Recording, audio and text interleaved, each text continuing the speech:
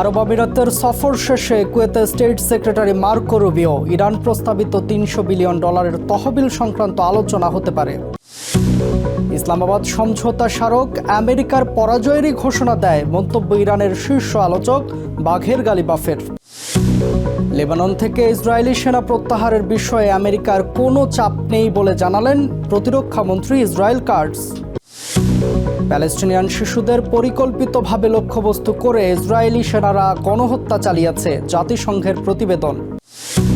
এবং সিরিয়ায় গম খেতে ভয়াবহ দাবানল, বাম্পার ফলন সত্ত্বেও কামিশলির কৃষকদের হাহাকার। মধ্যপ্রাচ্যের রাজনৈতিক অর্থনৈতিক সহ সবশেষ খবরাখবর আপনাদের সামনে এক নজরে তুলে ধরছি আমি Jaber Mahmudul.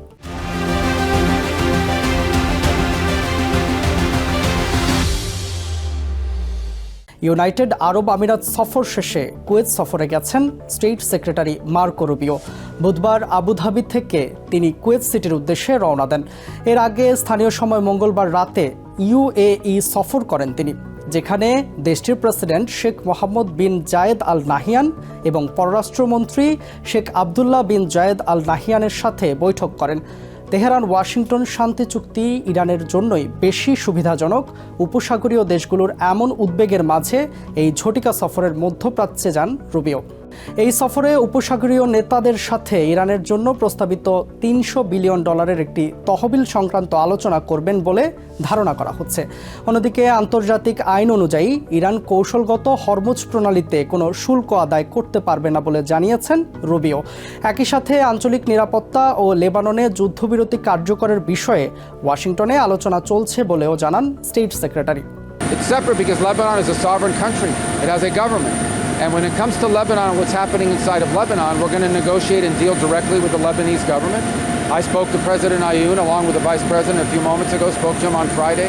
Their people are there now on the ground directly. So the reason why that issue is over, now there's an Iranian issue with regards to Lebanon, and that is their support and sponsorship of Hezbollah. And so that'll... Islamabad সমঝোতা স্মারক আমেরিকার পরাজয়ের ঘোষণা বলে মন্তব্য করেছেন ইরানের শীর্ষ আলোচক ও পার্লামেন্ট স্পিকার মোহাম্মদ বাঘের গালিবাফ। বুধবার আজারবাইজানের রাজধানী বাকুতে ওআইসির সংসদীয় ইউনিয়নের বৈঠকে তিনি বলেন, সাম্প্রতিক যুদ্ধে ব্যাপক ক্ষয়ক্ষতি হলেও ইরান আত্মসমর্পণের চেয়ে প্রতিরোধকেই বেছে নিয়েছে। কোনো চাপ বা বাধ্যবাধকতার মুখে নয়, বরং ইরানি জনগণের বীরত্বপূর্ণ প্রতিরোধের কারণেই ইউএস ইসরায়েল চরম মূল্য দিতে বাধ্য হয়েছে। মধ্যপ্রাচ্যের ভাগ্য বহিরাগতদের পরিবর্তে আঞ্চলিক দেশগুলোকেই নির্ধারণ করার আহ্বান জানিয়ে গালিবাফ বলেন, লেবাননে যুদ্ধবিরতি ইরানের মতোই গুরুত্বপূর্ণ এবং প্যালেস্টাইন সংকটের স্থায়ী সমাধান ছাড়া এই অঞ্চলের টেকসই নিরাপত্তা সম্ভব নয়।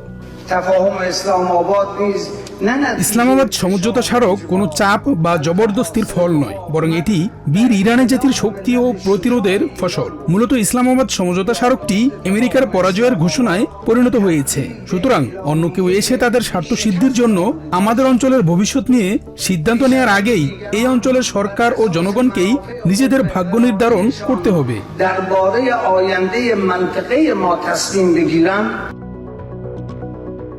ওমানের সুলতান হাইথাম বিন তারিক আল সাইদের সাথে বৈঠক করেছেন কাতারের প্রধানমন্ত্রী শেখ মোহাম্মদ বিন আব্দুর রহমান আল থানি। বুধবার ওমানের বারাকা প্রাসাদে অনুষ্ঠিত এই বৈঠকে হরমুজ প্রণালীর ভবিষ্যৎ ব্যবস্থাপনা নিয়ে ইরান, ইরাক এবং উপসাগরীয় দেশগুলোর মধ্যে একটি বহুপাক্ষিক আলোচনা শুরুর বিষয়ে কথা হয়।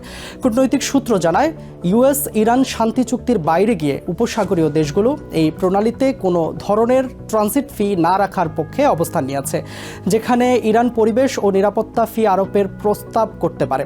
গত সপ্তাহে সই হওয়া শান্তি চুক্তির আলোকেই এই দ্বিপাক্ষিক বৈঠক অনুষ্ঠিত হলো, যেখানে পাকিস্তান এই আলোচনাগুলোতে মধ্যস্থতাকারী দেশ হিসেবে ভূমিকা রাখতে পারে বলে জানা গেছে।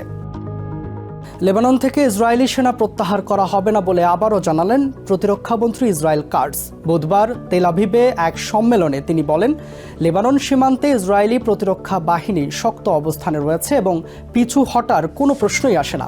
কার্সের দাবি, ওয়াশিংটনে লেবানন ইসরায়েল আলোচনা চললেও এখন পর্যন্ত সেনা সরানোর বিষয়ে ওয়াশিংটন প্রশাসনের পক্ষ থেকে কোনো চাপ নেই, যা তেল আভিভের জন্য একটি বড় রাজনৈতিক সাফল্য। আইডিএফ তাদের ফ্রন্ট লাইনে সম্পূর্ণ প্রস্তুত রয়েছে এবং আমরা মোটেও পিছু হটছি না। আমরা পরিষ্কার জানিয়ে দিয়েছি যে কোনো অবস্থাতেই আমরা সেনা প্রত্যাহার করব না, আর লেবানন থেকে সেনা সরানোর জন্য আমেরিকার পক্ষ থেকে ইসরায়েলের উপর কোনো চাপ বা দাবি নেই। এই মুহূর্ত পর্যন্ত এটা আমাদের জন্য একটি বড় রাজনৈতিক সাফল্য।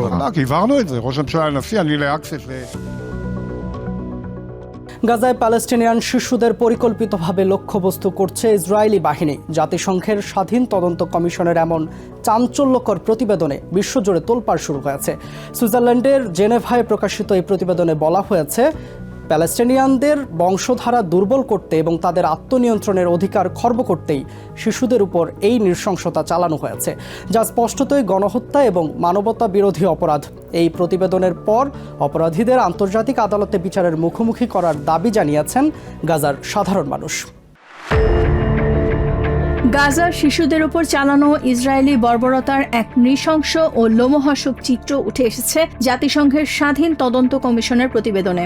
সুইজারল্যান্ডের জেনেভায় এক সংবাদ সম্মেলনে এই প্রতিবেদন প্রকাশ করা হয়। মঙ্গলবার প্রকাশিত প্রতিবেদনে প্যালেস্টিনিয়ান শিশুদের ইচ্ছাকৃতভাবে টার্গেট করে হত্যার অকাট্য প্রমাণ পাওয়া গেছে বলে জানান কমিশনের chairman Srinivas Muralidhar. The commission found indisputable evidence Palestinian শিশুদের ইচ্ছাকৃত এবং সুপরিকল্পিতভাবে হত্যা করার অকাট্য প্রমাণ পেয়েছে কমিশন। এমনকি 2025 সালের অক্টোবরের যুদ্ধবিরতির পরও সেখানে শিশুদের উপর নির্যাতন, যৌন সহিংসতা এবং অনাহারকে অস্ত্র হিসেবে ব্যবহার করা হয়েছে। সেখানকার এতিমখানা, স্বাস্থ্যসেবা ও শিক্ষা প্রতিষ্ঠানের মতো শিশুদের জন্য জরুরি অবকাঠামোগুলোকেও নিয়মিত লক্ষ্যবস্তু করা হয়েছে। 2023 অক্টোবর থেকে 20,000-এরও বেশি শিশু নিহত এবং 44,000-এরও বেশি শিশু আহত হয়েছে। There has been a widespread and systematic killing and harming of children. প্রতিবেদনে বলা হয়েছে 97% স্কুল এবং 95% বিশ্ববিদ্যালয় ধ্বংস বা ক্ষতিগ্রস্ত করেছে ইসরায়েল, যেখানে 38টি বিশ্ববিদ্যালয়ের 22টি পুরোপুরি ধ্বংস করে দেওয়া হয়েছে। এছাড়া অধিকৃত ওয়েস্ট ব্যাংকে অবৈধ বসতি স্থাপনকারী ও ইসরায়েলি নিরাপত্তা বাহিনীর হামলায় নিহতদের মাঝে 30% শিশু। শ্রীনিবাস মুরলীধর জানান, গাজার শিশুদের জন্য আরেকটি বড় বিপর্যয়ের খবর হলো তীব্র অনাথ সংকট, যেখানে আনুমানিক 58,554টি শিশু তাদের পিতামাতা অথবা যে কোনো একজনকে হারিয়েছে।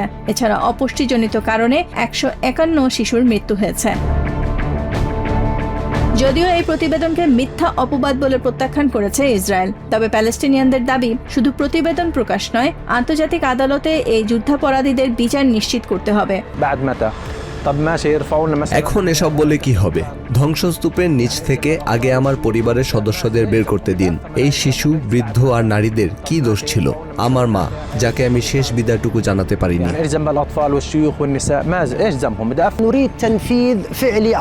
আমরা মাঠ পর্যায়ে এর প্রকৃত বাস্তবায়ন দেখতে চাই। এই নিরস্ত্র জনগোষ্ঠীর বিরুদ্ধে যে যুদ্ধাপরাধ এবং গণহত্যা চালানো হয়েছে, তার জন্য ওই অপরাধীদের বিচারের মুখোমুখি করতে হবে।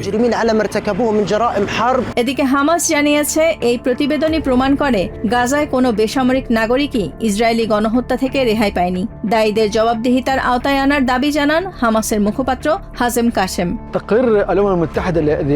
দখলদার বাহিনী যে প্যালেস্টিনিয়ান শিশুদের ওপর গণহত্যা চালিয়েছে, জাতিসংঘের প্রতিবেদনে তা পুনর্ব্যক্ত হওয়া মূলত এই গণহত্যার ভয়াবহতারই আরও একটি বড় প্রমাণ। গাজা উপত্যকার কোনো অংশই দখলদারদের হাত থেকে রেহাই পায়নি। এই অপরাধ অস্বীকার করার যত চেষ্টাই দখলদাররা করুক না কেন, তাতে সত্য বদলে যাবে না। জাতিসংঘের কমিশন স্পষ্ট জানিয়েছে, শিশুদের টার্গেট করে প্যালেস্টাইন সমাজের বুদ্ধিবৃত্তিক ও সামাজিক ভিত্তি ধ্বংস করতে চায় ইসরায়েল, যা আন্তর্জাতিক আইনে চরম অপরাধ ও যুদ্ধাপরাধ সহ মানবতা বিরোধী অপরাধের সুস্পষ্ট প্রমাণ। এর জন্য ইসরায়েলি কর্তৃপক্ষ ও নিরাপত্তা বাহিনীকে সরাসরি দায়ী করেছে কমিশন। Nahid Sihan, TVN24 news desk. তীব্র দাবদাহের মাঝে সিরিয়ার উত্তর পূর্বাঞ্চলে গম ক্ষেতে ভয়াবহ অগ্নিকাণ্ডের ঘটনা ঘটেছে।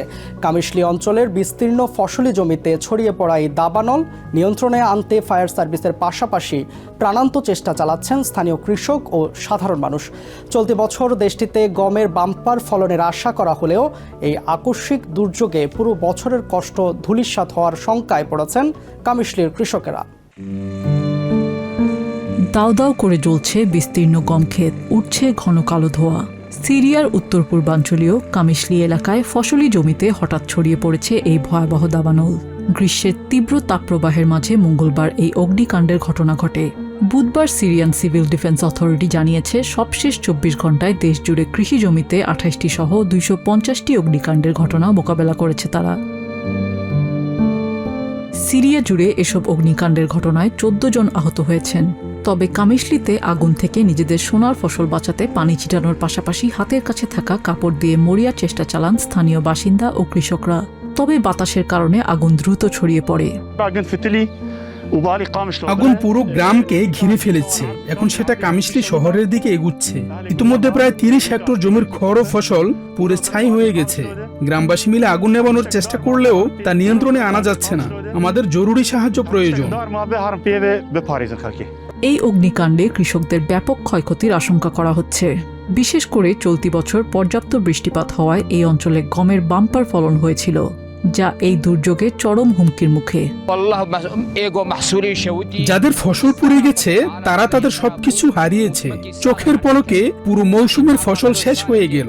এবছর ভালো বৃষ্টি হওয়ায় আমরা আশাবাদী ছিলাম, কিন্তু বছরের পুরো পরিশ্রমই এখন ধূলিসাৎ। সিরিয়ার কৃষি মন্ত্রণালয় জানিয়েছে গত বছরের 900,000 মেট্রিক টনের তুলনায় এবার দেশটিতে 2.3 থেকে 2.5 মিলিয়ন মেট্রিক টন গম উৎপাদনের লক্ষ্যমাত্রা ছিল, যা দেশের খাদ্য ঘাটতি পূরণে বড় ভূমিকা রাখত।